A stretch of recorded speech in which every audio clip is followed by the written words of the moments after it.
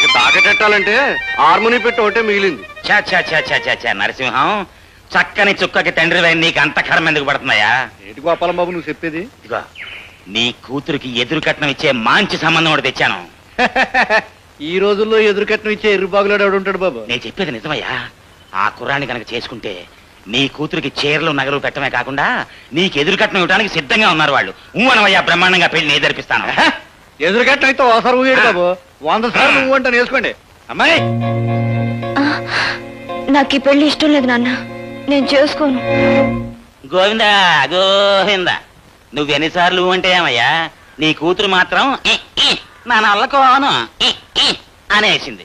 ఎప్పటికైనా నీ కూతురు అంటే అప్పుడు కబురు చేయి, వస్తాను. ఏమే దరిద్ర కొడుతానా, ఖాళీ సారకాయల మొహం నువ్వును. ఆ పెద్ద మనిషి పెళ్లి సంబంధం తీసుకొస్తే నాకు ఇష్టం లేదంటావా? వాళ్ళు కట్నం అడగడం లేదు సరికదా, ఎదురు కట్నం ఇస్తానంటున్నారు. ఆ డబ్బు మన చేతికొస్తే నీ తమ్ముళ్ళు కడుపు నిండా తినడానికి తిండి ఉంటుంది, మన బతుకులకు దారి ఉంటుంది. ఇంటికి పెద్ద కూతురు వైపు కూడా బాధ్యత లేకుండా సత్తావేటే? అవును నాన్న, నాకు బాధ్యత లేదు. అందుకే నువ్వు తాగి తందనాలాడి ఇల్లంతా గుల్ల చేస్తున్నా ఏం మాట్లాడకుండా ఊరుకుంటున్నాను. ఇంట్లోకి ఏం కావాలని ఒక్కరోజున అడిగావా? తల్లి లేని పిల్లలు కదా, అసలు తింటున్నారో పస్తులుంటున్నారో ఏ రోజన్నా ఆలోచించావా? ఇంటికి ఆధారంగా ఒక గేదెని పెట్టుకుని దాని పాలు పెరుగు అమ్మి ఎట్టాగో ఇల్లు గడుపుతుంటుంటే దాన్ని కూడా అమ్మేశావు. ఇప్పుడు డబ్బు వస్తుందని ఎవరో ఏమిటని కూడా ఆలోచించకుండా గేదెని అమ్మనట్టే నన్ను అమ్మాలని చూస్తున్నావు. ఎవరికి పడితే వాళ్ళకి అమ్ముడు పోవడానికి నేను గేదెను కాదు. నేను చచ్చిన ఈ పెళ్లి చేసుకోను. పవిత్ర, పవిత్ర, నీకెవరో పెళ్లి సంబంధం తీసుకొచ్చారు నిజమేనా? అవును కృష్ణయ్య, ఎవరో పక్కూరు గోపాలం బాబట మా ఇంటికి వచ్చి ఏదో సంబంధం ఉందని మా నాన్నతో చెప్పాడు. ఎదురు కట్నం వస్తుంది కదా అని మా నాన్న సరే అన్నాడు. నేను కాదన్నాను. దాంతో మా నాన్న కోపం వచ్చి నాన్న మాటలు తిట్టాడు. ఎవరో పెళ్లి సంబంధం తీసుకొచ్చాడు, ఆడి కాళ్ళు చేతులు ఇరిచేస్తాం. అట్ట చేయడం వల్ల లాభం ఏంటి? మన పెళ్లి జరగదుగా. ఇదిగో చూడు కిష్టయ్య, నువ్వు పౌరుషన్న మగాడైతే మా అక్క మెళ్ళ తాలి కట్టి పెళ్లి చేసుకో. అది నీకు చేత కాకపోతే దాని కర్మకి దాని వల్లే. ఇక నువ్వు మా ఇంటికి రావద్దు.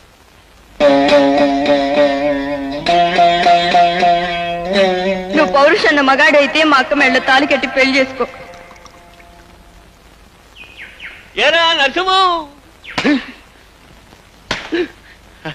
తమరా బాబు, దయచేయండి దయచేయండి. ఎరా ఊరికి పెద్దవాళ్ళు మేము వస్తే చెప్పులు విసిరిచి మర్యాద చేస్తావా? తప్పుగా అర్థం చేసుకోకండి బాబు, పిల్లలు ఇల్లు అలుగుతున్నారు. పరాగే చెప్పులు బయట అడేశాను. రండి బాబు, కూర్చోండి.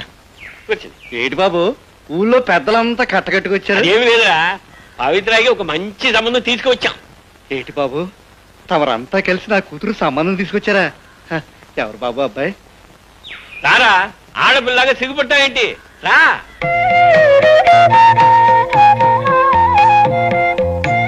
రారా.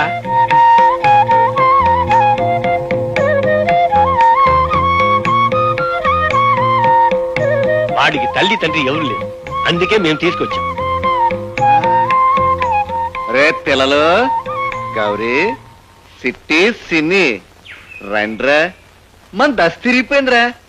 మీ కాబోయే బావగారు చూడండి రా. రేపు ఎప్పుడైనా నేను సారంతా గోవింద అన్నా అనుకోండి, మీ మంచి సెడ్డలు చూసుకునే పెద్ద మంది దిగి వచ్చాడు రా. మీ అక్క ఎదురా, మీ అక్క దమ్మా తాత. అమ్మా తాంబూలాలు అట్టుకుని పెళ్లి కొడుకు గుమ్మంలోకి వచ్చాడమ్మా. ముహూర్తాలు ఎప్పుడు పెట్టాలా అని ఊళ్ళో పెద్దలందరూ కట్టుకుని వచ్చి కూర్చున్నారమ్మా. చెప్పు తల్లి, ముహూర్తాలు ఎప్పుడు పెట్టాలమ్మా? చెప్పమ్మా. అదేంట్రా, ముహూర్తం ఎప్పుడు అమ్మాయిని అడుగుతావు? ఏం లేదు బాబు, అమ్మాయి పెళ్లి అమ్మాయి ఇట్ట ప్రకారమే జరిపిద్దాం. సరే, అబ్బాయి నీకు నచ్చాడుగా? చేసా అబ్బాయి ఏంటి బాబు, అబ్బాయి కంటే అబ్బాయి చేసే ఉద్యోగం నాకు చాలా నచ్చింది బాబు. ఏరా కృష్ణయ్య, ఏదైనా ఉద్యోగంలో చేరావా? అదేంటి బాబు అలాగంటారు? ఆరి మొహం చూస్తూ ఉంటే తెలియడం లేదా బాబు? ప్రస్తుతం కలెక్టర్గిరి ఎలా పెడుతున్నారు. రేపు ఎలక్షన్ లో నిలబడ్డారనుకోండి, ఆయనకు ఉన్న పేరుకి మంత్రి అవుతారండి. బంగళా, కారు, బొచ్చుకొక్క. మావా, నువ్వేం ఎగతాళి చేయక్కర్లేదు, నేను తలుచుకుంటే అవన్నీ సంపాదించగలను. బతుకి నా ఇంటికి వచ్చి నా కూతుర్ని పెళ్లి చేసుకుంటాన్ని అడిగే గుండెలు ఉన్నారా నీకు? ఏమయ్యా మీరు పెద్ద మనుషులా? ఒక గొడ్ల దొంగ నా ఇంటికి తీసుకొచ్చి నా కూతుర్ని కట్టబెట్టమని అడుగుతారా? నువ్వు ఏమన్నా భరిస్తాను కానీ గొడ్డ దొంగ అంటే మాత్రం ఊరికలేదు. గొడ్ల దొంగ కాకపోతే మరేంట్రా? ఊళ్ళో అట్టగాడిలా తిరిగి గేదెల్ని ఆవుల్ని తీసుకెళ్ళి అమ్ముకునేవాడికి నా కూతుర్నే కాదురా, ఏ తలక మార్చేవాడు తన కూతుర్నేవాడు. తప్పుకోవే. ఉద్యోగం సద్యోగం లేక పైసా ఆస్తి లేక వారం పోకులా తిరిగి నీకు పెళ్లి కావాలరా? నీ పెళ్ళానికి ఒక చీర కొని పెట్టగలవా? ఒక నగ కొని పెట్టగలవా? కనీసం కడుపు నిండా ఒక పూట తిండి పెట్టగలవరా? నిన్ను నరసింహం, నువ్వు నన్నిన్ని మాటలన్నందుకు నీ కాళ్ళు చేతులు ఇరిచేసేవాణ్ణి. కానీ రేపు నీ కూతురుతో నాకు పెళ్ళయ్యాక ఈ కాళ్ళకే నేను మొక్కాలి. ఆ చేతులతోనే నువ్వు నా కాళ్ళు కడిగి కన్యాదానం చేయాలి. అందుకే వదిలేస్తున్నాను. ఏమన్నావు? పెళ్ళానికి తిండి పెట్టలేని వాడిని అన్నావు కదూ. చూస్తుండు నేనెంత ప్రయోజకుడినో నిరూపిస్తాను. నువ్వు నీతో పాటు ఊరు గర్వపడే మనిషిగా తిరిగి వస్తాను. అప్పుడే పవిత్రను పెళ్లి చేసుకుంటాను. వస్తాను. స్వామి, నేను అనుకున్నది సాధించాలని నన్ను ఆశీర్వదించు.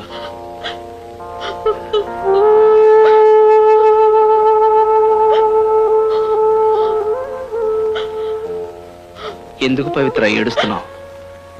నేను వెళుతున్నది పట్టణానికేగా. ఒక ఏడాదిలోగా మనం సుఖంగా సంతోషంగా బ్రతకడానికి కావలసినంత డబ్బు సంపాదించుకొస్తాను. 10 మందిలోనూ ప్రయోజకుడిని అనిపించుకుని నిన్ను పెళ్లి చేసుకుంటాను. నువ్వు లేకుండా నేను ఇక్కడ ఉండలేను. నన్ను తీసుకెళ్ళిపో. పవిత్ర, నాకు నిన్ను తీసుకెళ్లాలనే ఉంది. కానీ మనం అలా వెళ్ళిపోతే అందరూ నిన్ను నేను లేవదీసిపోయాను అనుకుంటారు. అందుకే నలుగురిలోనూ తాళి కట్టి భారీగానే తీసుకెళ్తాను. అక్కడికి వెళ్ళి నన్ను మర్చిపోవుగా. నీతో కలిసి బ్రతకాలనుకున్నవాణ్ణి నిన్నెలా మర్చిపోతాను చెప్పు?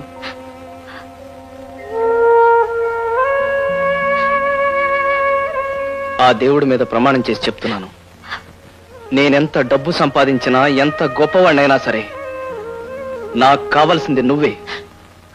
మరి నువ్వు? ఎన్ని కష్టాలు వచ్చినా సరే నీకోసమే ఎదురు చూస్తూ ఉంటాను. నాకు పెళ్ళంటూ జరిగితే ఈ గుళ్ళోని దేవుడి సాక్షిగా నీతోనే జరుగుతుంది. అలా జరగన్నాడు నేను ఈ లోకాన్ని వదిలేస్తాను.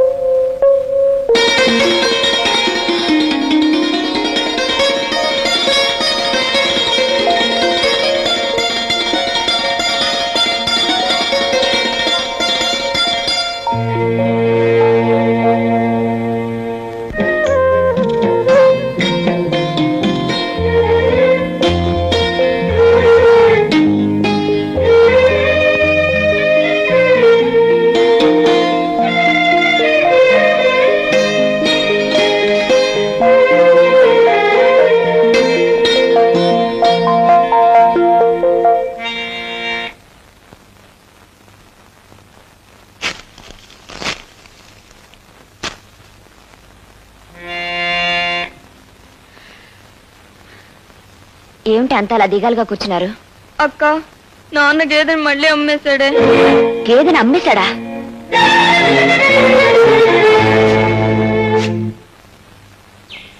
నాన్న, మళ్ళీ గేదెని అమ్మేశావా? ఇంక దాని విషయం నువ్వు బాధపడకమ్మా. గేదెని నేనే అమ్మేశానమ్మా. అమ్మా, మనుషులం మనకే తినడానికి తాగడానికి ఏటి నాకపోతే గేదెకి ఏమిటి మేపుతామమ్మా? మనం దానికి ఏటి ఎట్టలేదనుకో, అది కొన్నాళ్ళకి ఎలా నీరసించిపోయి చచ్చిపోద్ది. జంతువుని చంపిన పాపం కూడా మనకు వస్తుంది. అందుకని నేను బాగా ఆలోచించి ఆ పిచ్చి ముండని 2 కూడా అమ్మేశానమ్మా. కానీ విశ్వాసం కలిగి జంతువుల్లో గేదె కూడా ఒకటి. ఎందుకంటే అది ఉన్న నాళ్ళు మనకు పాలు ఇచ్చిందా, అది వెళ్ళిపోయి కడుపు నిండా సారా ఇచ్చిందమ్మా. గేదె పాలే కాదు సారా కూడా ఇస్తుంది అన్న గొప్ప సత్యాన్ని నేను ఇప్పుడు నేర్చుకున్నానమ్మా. అమ్మా, సారా ఇంట్లో ఉంటే దొంగలు ఎత్తుకుపోతారని గొయ్యి తీసి కప్పెట్టేస్తున్నాను. ఆ సీసాలతో పాటు మమ్మల్ని పాతేయచ్చుగా. కుటుంబం అంతటికి ఆధారంగా ఉన్న గేదెను కాస్త అమ్మేశావు. రేపటి నుంచి ఇంటిల్ల పాతి ఎలా బ్రతికేది? పిల్లల ఆకలి అడిగితే ఏం చేయాలి? ఏం చేయాలో చెప్పు. ఏం చెయ్యాలో ఆలోచించే బదులు ఆ గోపాలం బాబు తెచ్చిన సంబంధం చేసుకోవచ్చుగా. అప్పుడు నీకు మొగుడు ఉంటాడు, పిల్లలకి అన్నం ఉంటుంది, నాకు మందు ఉంటుంది. నాన్న, కిష్టయ్యకి తప్ప నా మనసులో మరెవరికి చోట్లేదు. అతను వచ్చే వరకు కష్టపడి పనిచేసైనా సరే నా చెల్లిని తమ్ముళ్ళని నేను పోషించుకోగలను. పిచ్చి పిల్ల.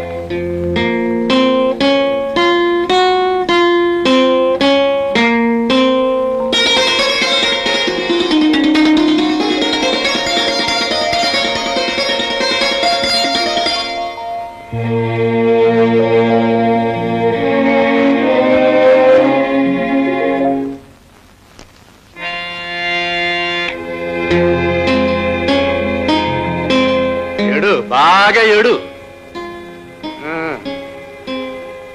ఆన్నే నువ్వు నమ్ముకుంటూ కూర్చుంటే ఆఖరికి నీకు ఏడుపే మిగిలేది.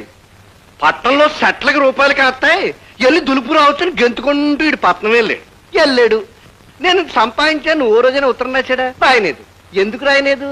కార్డు ముక్కొనడానికి 10 పైసలు కూడా ఇటు సంపాదించలేకపోయాడు అనమాట. పట్టణంలో సంచులతో రూపాయలు దొరికితే నేను కూడా పట్నం వెళ్ళేవాడిని, సంచులతో రూపాయలు తీసుకొచ్చేవాడిని. అక్కడ అడుక్కోడాలు జేబులు కొట్టాలు చేయడం ఇట్టం లేక ఉన్న ఊళ్ళోనే మందు కొట్టడం చేస్తున్నాను. నువ్వు ఇట్టాగే నమ్ముకుంటూ కూర్చుంటే ఏదో రోజు గేదె నమ్మినట్టుగానే ఇంటిని కూడా అమ్మేస్తాను.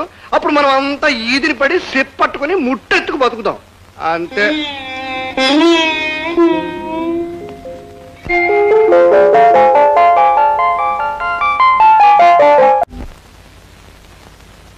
ఊళ్ళో నిల్లుండగా నా ఇల్లే దొరికిందట దొంగతనం చేయడానికి. మిమ్మల్ని తగలెట్ట అయినా దొంగతనం చేయమని మీ అక్క నేర్పిందా, మీ బాబు నేర్పాడురా? మీకు పోయే కళలు రాను, ముదనష్ట దొంగ తెచ్చినోళ్ళారా, మీకు పోయే కళలు రాను.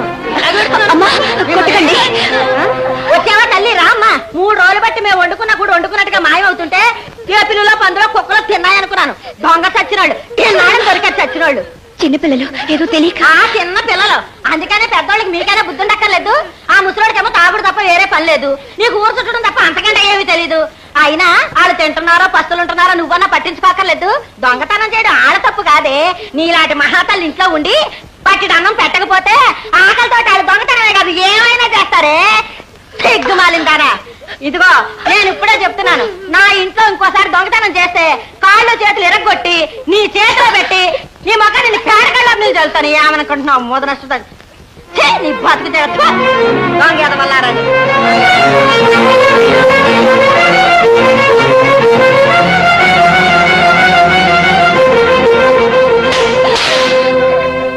ఏరా, ఏమిట్రా మీరు చేసిన పని? ఉన్నంతలో మర్యాదగా బ్రతుకుతున్నావు, అట్లాంటిది పరా ఇంట్లో దొంగతనం చేసి మన బ్రతుకులు బజారు పనిచేస్తారా? ఊళ్ళో వాళ్ళ చేత నానా మాట్లాడిపిస్తారా? చిచ్చి, ఇలా బ్రతకడం కంటే అందరూ కట్టుకుని ఎందులో అయినా దూకి చేద్దావురా, చేద్దావు. చాలి చల్లనంతో ఎన్నాళ్ళు ఉంటారక్క.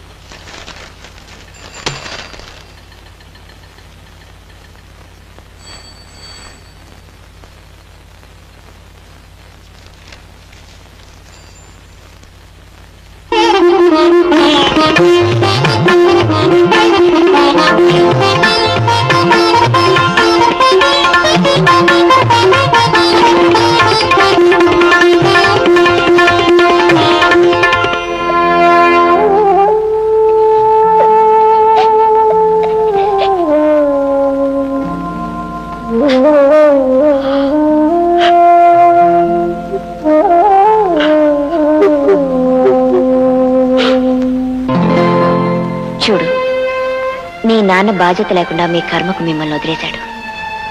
ఏ ఆధారం లేని ఆడపిల్లవి నువ్వు మాత్రం ఏం చేయగలవు? చేయగలిగిందల్లా ఒక్కటే, మీ నాన్న చెప్పిన పెళ్లి చేసుకోవడమే. అలా చేస్తే వచ్చిన డబ్బుతో నీ చెల్లి తమ్ముళ్ళు ఎంత హాయిగా ఉంటారో ఒక్కసారి ఆలోచించు.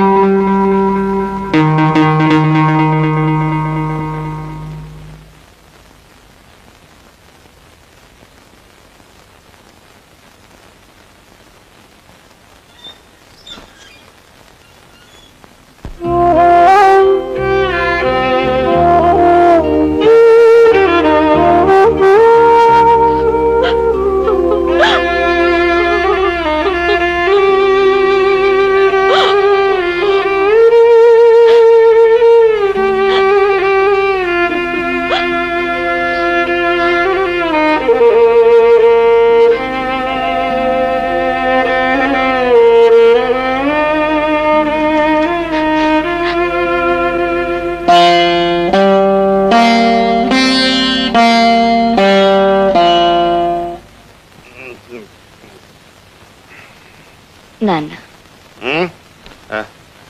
ఏంటమ్మా? గోపాలం బాబు తీసుకొచ్చిన సంబంధం చేసుకుంటాను. ఎంత చల్లరమని చెప్పావమ్మా. నాకు సారా పిప్పలో స్నానం చేసినంత ఆనందంగా ఉందమ్మా. మందు కొట్టేస్తాను.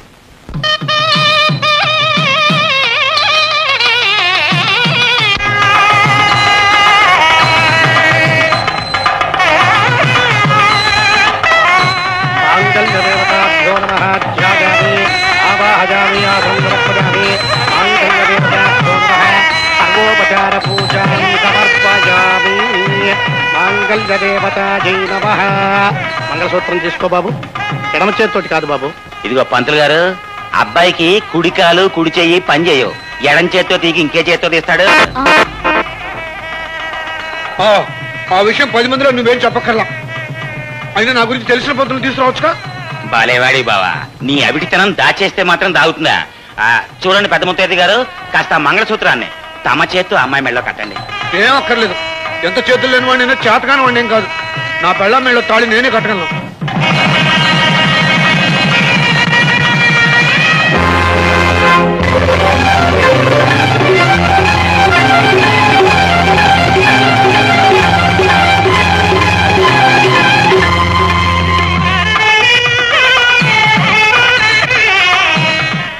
అమ్మా పవిత్ర, ఆవిడ మీ అత్తగారు.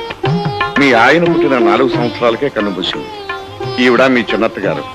అది నా కూతురు ఊర్మిళ, అతను నా అల్లుడు గోపాల్. నీకు తెలుసు అనుకుంటాను, ఈ ఇంట్లోనే ఇల్లరకం ఉంటున్నాడు.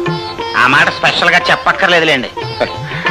అన్నట్టు చూడమ్మా, నీకు ఒక ముఖ్యమైన విషయం చెప్పాలి. చంద్రయ్య నా కన్న కొడుకే అయినా నేను ఏనాడు అతన్ని అరే ఒరే అని పిలవలేదు. నాయనా చంద్రయ్య, బాబు చంద్రయ్య అని పిలుస్తుంటా. ఎందుకంటే మా నాన్నగారు అటు పోయారో లేదో ఇతనిటి పుట్టాడు. మా నాన్నగారే మళ్ళీ నా కడుపును పుట్టాడేమోనని నాకు నమ్మకం. అందుకని నువ్వు కూడా ఇతని మనసు ఏమాత్రం నొప్పించకుండా చూసుకోవాలమ్మా. మావా, ఇలా ప్రతి వాళ్ళ జీవిత చరిత్ర ఉపన్యాసం చెప్పడం మొదలైతే మేమంతా నీరసం వచ్చి కుప్ప కూలిపోతాం. ఆ తర్వాత తెల్లారిపోద్ది. నిద్రమోహం, మిగతా కార్యక్రమం చూడు తొందరగా.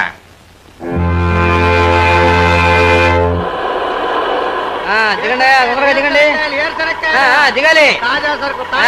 Right right.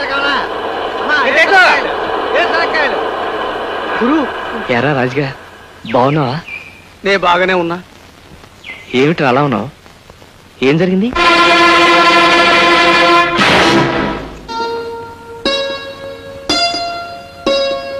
ఇదిగో అమ్మాయి, ఎందుకలా తటపటాయిస్తావు? మా బావ బంగారంలా అంటాడు. కాకపోతే ఏంటంటే పాపం ఒక్కాలు ఓ చెయ్యే పనిచేస్తాయి. పోలియో. అయినా నువ్వేం బెంగ పెట్టుకోవద్దు. ఒక్క కేక పెట్టావంటే చాలు, నీ కష్టం సుఖం చుట్టానికి నేనున్నా. ఓ బంగారు రంగుల చిలక పలుకవే, నా మీద ప్రేమే ఉందని. ఓ బంగారు రంగు చిలక. అక్కడే నించున్నామే పవిత్ర. రా రా.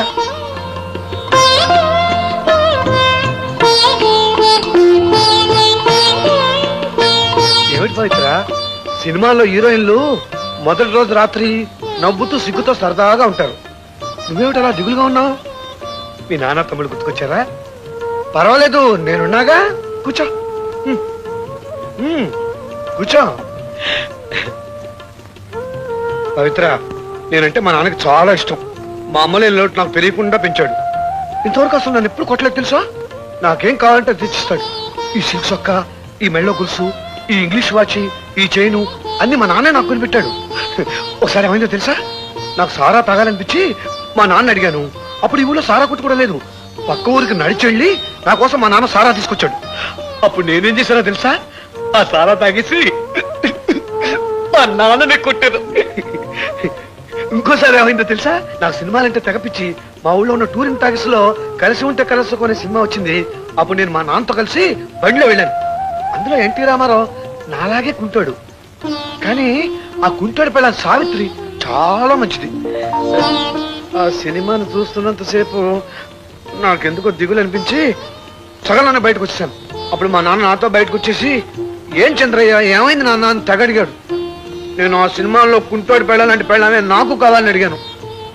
అప్పుడే నేను తీసుకొచ్చి నాకు పెళ్లి చేశారు. పవిత్ర, మా నాన్న పెట్టిన ఇవన్నీ ఒక ఎత్తు, నువ్వు ఒక ఎత్తు. ఎందుకంటే వీటన్నిటికీ మనసు లేదు, ప్రాణం లేదు.